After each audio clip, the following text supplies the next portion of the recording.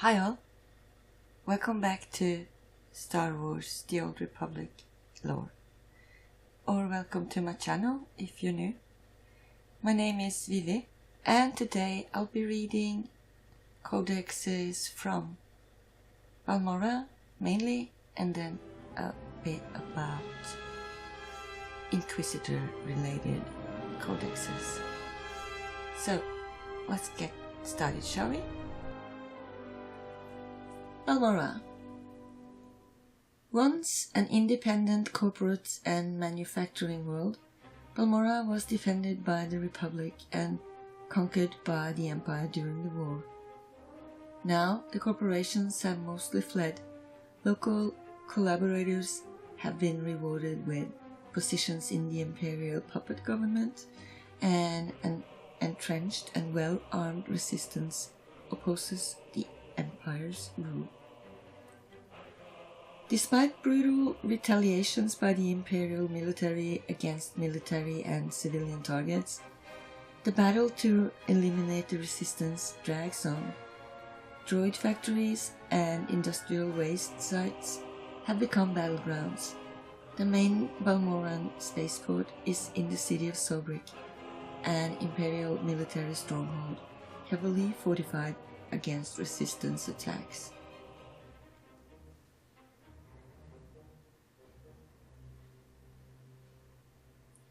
Yeah, and so we notice there's a shield above it as well, meaning you notice they try and bomb the place, but it's not very effective.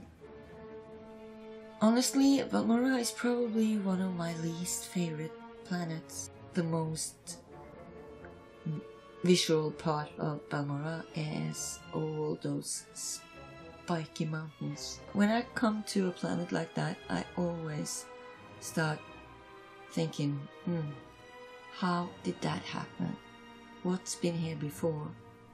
Was this all up top on a mountain, a plateau, and then it eroded away, or did something else happen? The invasion of Balmorra. The Empire launched a two-pronged attack on Balmorra during the war, believing Balmorra's weapons production facilities and proximity to the core world would be of great strategic importance. The first prong of the attack involved slicing and reprogramming the networked security systems that guarded the planet's factories, lab facilities, and weaponry, in effect turning Balmorra's defenses against itself. The second prong was direct bombardment, aided by Balmorra's compromised orbital defense towers and satellites. This attack devastated the planet's primary military forces and central government, leaving a unified response nearly impossible. Eventually, the Empire landed a full invasion force. By this time, the Republic had come to Balmorra's aid, but was forced to abandon the planet with the Treaty of Coruscant, after which the Imperial military declared victory and established its headquarters in Sobrik. The Balmorran resistance proved more wily than the Empire anticipated, however, and Balmorra's factories proved difficult to control, leading to a years-long morass in which the Empire is still mired. So, because of the Treaty of Coruscant, they got to grab this planet, basically. Sobrik.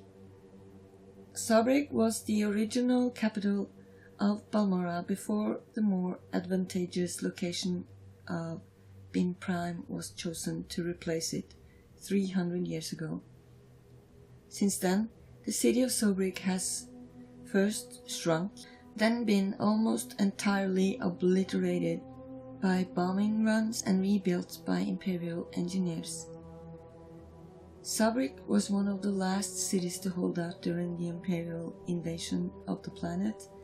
Because of this and its close proximity to the state-of-the-art Balmorran arms and Okara droid factories, The Empire has made Sobrik the headquarters of its occupation, maintaining tight control over the remaining civilian population.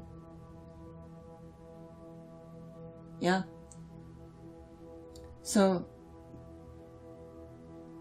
that's the feeling I get when I'm in Sobrik, that it is an imperial city, and that always puzzled me because, it wasn't originally. It's not that long ago that the Imperial didn't have this planet as their own. So the Balmorran wouldn't have built the city like an imperial city, right?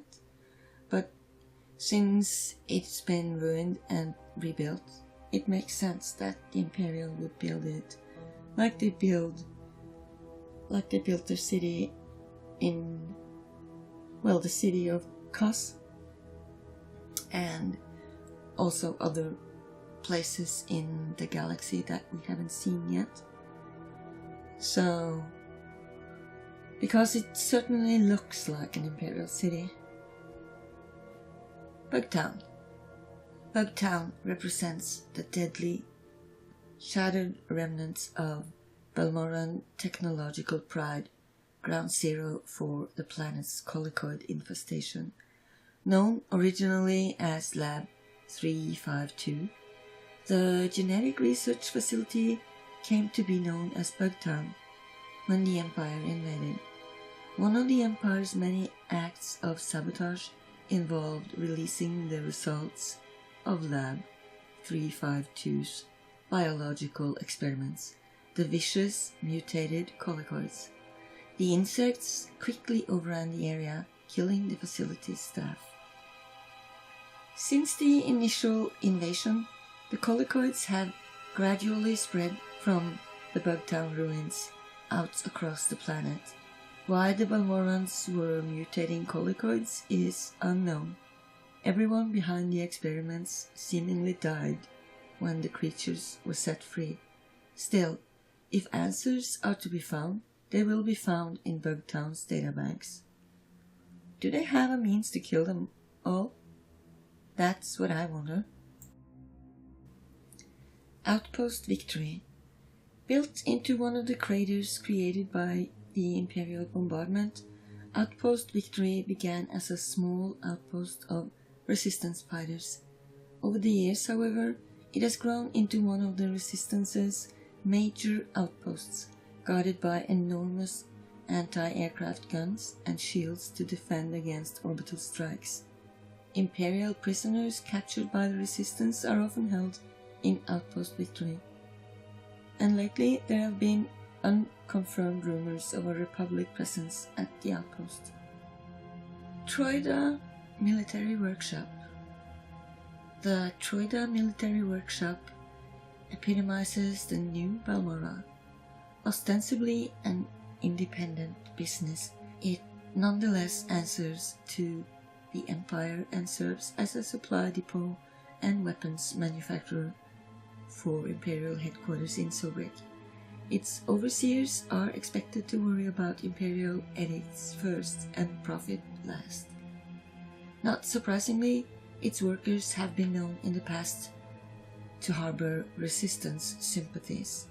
Nevertheless, its production remains strategically vital to the Imperial war effort, and caravans between Sobrik and Troida have been subjected to frequent guerrilla attacks by the Resistance in an attempt to cut off the lifeblood of the Empire of Balmorra. Balmorran Arms Factory. The Balmorran Arms Corporation has been one of Balmorra's largest and most influential manufacturers of weapons, military equipment, and droids for over a century. Its products cemented Balmorra's reputation as a producer of high-quality technology. And shortly before the Imperial invasion, the company built a new factory headquarters at the time, declared the most state-of-the-art arms production and research facility in the galaxy. When the Empire invaded, however, the Balmorran arms factory found a different purpose. The compound's massive walls and production facilities became the core of the Balmorran resistance effort, giving Republic troops and Balmorran soldiers an impenetrable fortress with a nearly endless supply of resources and weaponry. In the years since, the factory has been under constant siege, but has never fallen. Rumor has it that the resistance has even taken advantage of the factory's research facilities, developing devastating new technology to drive the Empire off Balmorra. Yeah? Does that include the Colicoids? Would you call that new tech? Mutated Colicoid. The product of secretive experiments conducted on Balmorra prior to the Imperial invasion, the mutated Colicoids are mindless, bloodthirsty insectoids with many legs and sharp claws. Originally created in the lab facility known colloquially as Bugtown, these monstrosities escaped during the Empire's conquest and have overrun parts of Balmorra, including the lab facilities where they were created. The creatures seem particularly drawn to Balmorra's hazard vault and other zones of heavy pollution. By feeding on the toxic waste, they appear to grow stronger and more vicious. Well, that mother egg-laying beast in there was had an ability that it's not even mentioned here, but I think she's not the only one. Some of them are burrowers. They burrow quickly down and then they come up in another spot so that they can surprise you. Wingmaw. Wingmaws are a biological oddity, an evolutionary branch of Balmorran life that developed on an isolated chain of islands. It was only 600 years ago that Wingmaws were accidentally carried to the mainland by unwary explorers. The creatures maintain insect-like social structures despite their reptilian appearance, frequently traveling in groups and favoring open spaces to dark caves. The Wingmaw population on Balmorra has increased rapidly since the Imperial invasion. As the creature's primary predator, the Balmorran Maw-Eater, another transplant from the island chain, was completely wiped out during the bombardment. Unchecked, the Wingmaw has become a threat to Imperial and Resistance soldiers alike, and wreaked havoc on the rest of the Balmorran ecosystem.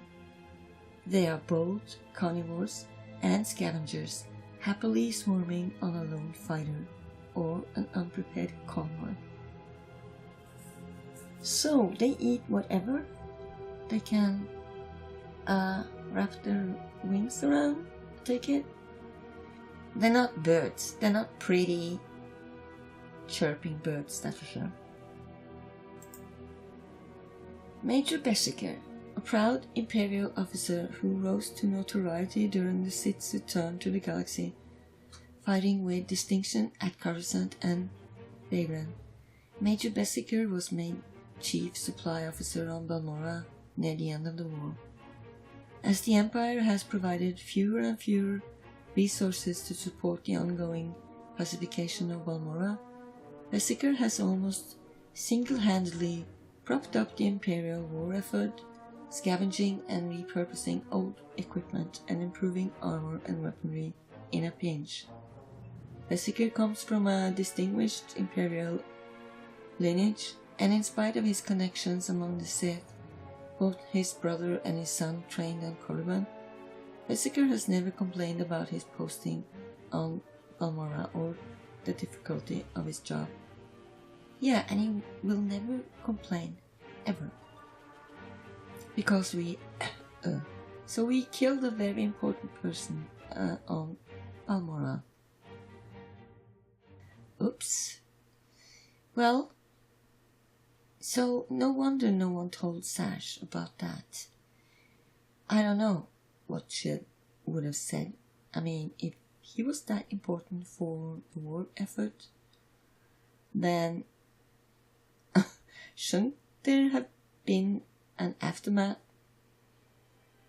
No one missed him, no one said a word about it. I guess no one's that important, I guess. I didn't know it was that important, and well, he was a jerk, so he was an important jerk. Kallig. Little is remembered of the Sith Lord Kallig. Like many ancient Sith, his name is all but forgotten, as more powerful, or at least more visible, Sith Lords have taken their place in the historical record.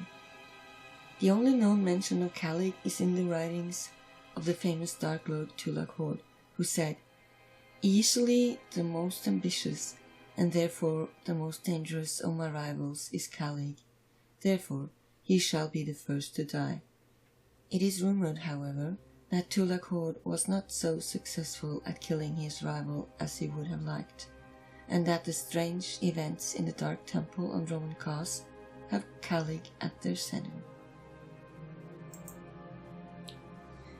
Treaty of Coruscant. The decades-long war between the Galactic Republic and the rejuvenated Sith Empire ended without a decisive battle. Instead, the conflict halted with a peace agreement neither side believed would last, the Treaty of Coruscant, a document forbidding Republic military activity within Imperial space, and vice versa. Rules of engagement in neutral territory are far more vague, allowing for a range of border conflicts and attacks via third parties, but the treaty has prevented all-out warfare on more than one occasion. Negotiations began when the Empire, whose early victories had led to dwindling resources and overexpansion, reached out to a battered Republic and called for a summit on Alderaan. As the summit began, Imperial forces launched a surprise attack on Coruscant, the Republic capital. Conquering the city world was impossible, but the Empire wreaked enormous havoc in a short period, effectively holding Coruscant hostage and forcing the Republic to agree to less than favorable terms. This nice little trailer I remember from when the game hadn't come out yet, and although it was, for me, I was always gonna be on the Republic side, but when I saw the attack on Coruscant, even though I hated what I saw, it was just such a chilling moment. I couldn't not like it. It was just a good video, and they were very well made. So